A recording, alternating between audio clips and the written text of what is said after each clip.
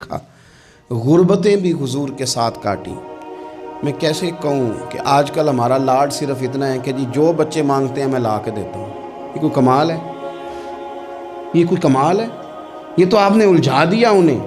आपने उनको बिगाड़ने में और मेहनत से उन्हें दूर करने के लिए आपने जुल्म किया उनके साथ। जो मांगते हैं ला के, ये कोई काम है करने वाला काम तो ये था कि बच्चों को कुछ ना मिले तो उन्हें सब्र करना भी आए, उन्हें कुछ न मिले तो उन्हें अपनी ज़ुबान शिकवे से रोकनी भी आए।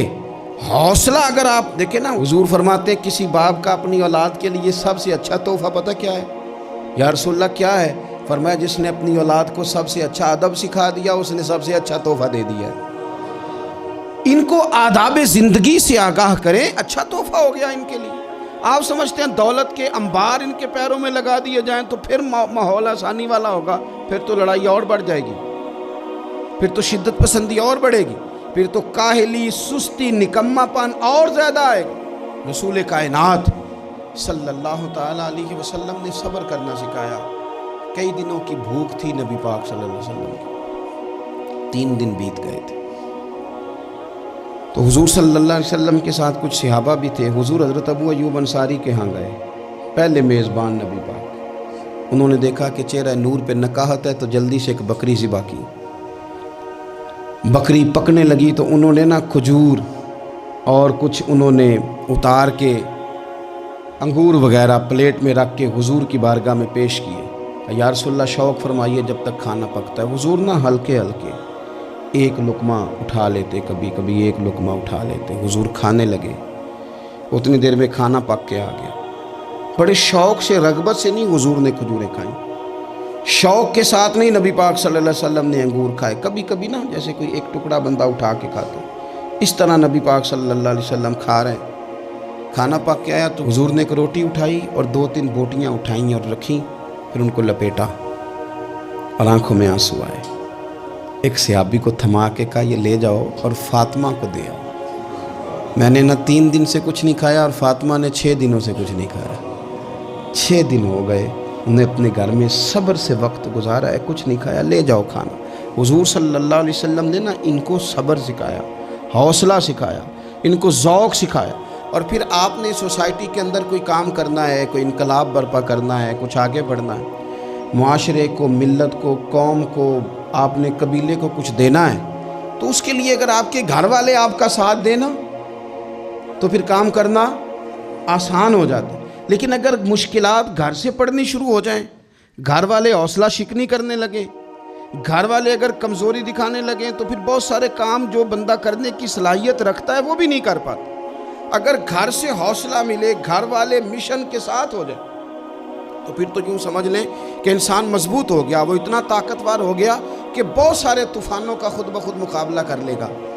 हुजूर सल्लल्लाहु ताला अलैहि वसल्लम चूँकि बड़ा काम करते थे, बड़ी ड्यूटी फरमाते थे, तो तरीक़ा मुबारक ये था कि सफ़र के लिए तशरीफ़ ले जाते या जिहाद के लिए जाते तो सबसे आखिर में हज़रत फ़ातिमा के घर जाते, उनसे मुलाकात करके सफ़र पे तशरीफ़ ले जाते, और जब वापस तशरीफ़ लाते तो सबसे पहले सैयदा फ़ातिमा के घर सबसे पहले यहाँ आते, मुलाकात करते, फिर तशरीफ़ ले जाते। एक दफ़ा हुजूर कई दिनों के बाद तशरीफ़ लाए, सफ़र के आसार भी थे और फिर हुजूर का लिबास मुबारक भी बहुत दिनों से हुजूर ने नया जोड़ा नहीं ख़रीदा था, पहना नहीं था, शर्फ़ नहीं बख्शा था। तो कपड़े मुबारक भी नबी पाक सल्लल्लाहु अलैहि वसल्लम के बज़ाहिर बहुत पुराने लग रहे थे। तो हज़रत फ़ातिमा के यहाँ हुजूर तशरीफ़ ले गए तो सैयदा पाक ने ना हुजूर के कपड़ों को झाड़ा और झाड़ करके अर्ज़ की या रसूलल्लाह आप बड़ी मुशक्क़त फरमाते हैं, हुजूर आप बड़ी मुशक्क़त करते हैं दीन के लिए। या रसूलल्लाह सल्लल्लाहु अलैहि वसल्लम देखें कब से आपने कपड़े नहीं ख़रीदे, हुजूर ये मुशक्क़त कब तक, किस हद तक? ये गोया सवाल है हज़रत फ़ातिमा का। या रसूलल्लाह सल्लल्लाहु अलैहि वसल्लम इतनी मुशक्क़त? तो हुजूर ने फरमाया फ़ातिमा तेरे बाप की ड्यूटी है, तेरे बाप की ड्यूटी है कि हर देहात में, हर शहर में दीन पहुंचाना है। फिर नबी पाक सल्लल्लाहु अलैहि वसल्लम ने एक जुमला कहा जो मैंने पहली दफ़ा पढ़ा तो बताता है कि मिशन कितना बड़ा है। नबी पाक सल्लल्लाहु अलैहि वसल्लम ने फरमाया फ़ातिमा जहाँ तक रात पहुँचती है ना वहाँ तक हमने अल्लाह का दीन भी पहुँचाना है। جہاں تک رات آتی ہے نا، جہاں جہاں رات پہنچتی ہے وہاں تک رسول کریم کا دین بھی پہنچے گا۔ حضور صلی اللہ تعالیٰ علیہ وسلم نے یہ انداز حضرت فاطمہ کو سکھایا کہ جہاں جہاں رات پہنچتی وہاں وہاں دین بھی پہنچے گا، وہاں وہاں یہ دین پہنچ کر کے رہے گا۔ اب آپ اندازہ فرمائیے، اتنا بڑا مشن تھا، اور اس میں سیدہ فاطمہ الزہرا رضی اللہ تعالیٰ عنہ ساتھ حضور کے وقت گزارتی ہیں، ساتھ رہتی، بہت زیادہ آسودگی والی زندگی نہیں، لیکن اس کے باوجود بہت زیادہ پردے کا اہتمام۔ با پردہ عورت کون ہوتی ہے؟ جو برقع پہنے اور سارا گھوم کے واپس آ جائے۔ برقع اس نے پہنا، نقاب اس نے کر لیا، اب جہاں دل کرے جائے، نہیں، یہ بھی با پردہ ہے، اس پر بھی کوئی الزام نہیں۔ لیکن جو اصل با پردہ عورت ہے وہ کون ہے؟ جو گھر سے صرف ضرورت کے لیے نکلے، صرف مجبوری کے لیے گھر سے باہر جائے، ورنہ اپنے گھر سے، وہ عورت با پردہ ہے۔ ایک دن نبی پاک صلی اللہ تعالیٰ علیہ وسلم نے صحابہ سے پوچھا نا، بتاؤ مجھے دنیا میں سب سے بہترین عورت کون ہوتی ہے؟ لوگوں کا اپنا اپنا رویہ ہوتا ہے، کچھ کا خیال تھا کہ جو قرآن پاک کی حافظہ ہو، کچھ کا خیال تھا عالمہ فاضلہ ہو، کچھ کا خیال تھا کہ بچوں کی تربیت ٹھیک کرنے والی ہو، دین جس نے بچوں کو سکھایا وہ بہتر ہے۔ سب اپنے اپنے انداز میں بات کرتے ہیں، لیکن حضور نے فرمایا تم نے میری مراد کو پہنچا۔